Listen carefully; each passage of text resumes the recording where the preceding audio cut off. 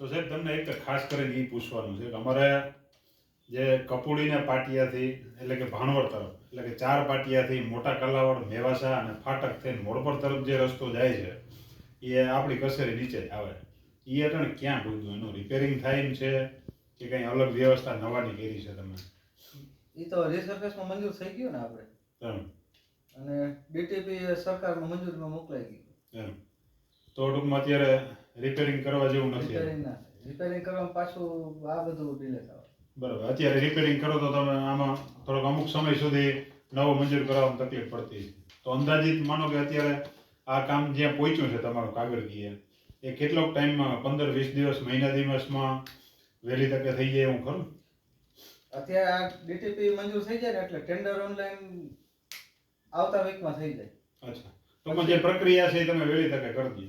સારું, અમારે તમને એક જ રિક્વેસ્ટ છે બરાબર, એટલી બધી તકલીફ છે એ રસ્તામાં સારું રાખે કે તમે વાત ના પૂછો. એટલે અહીંથી વાં પૂછીએ તો થાકી જાય.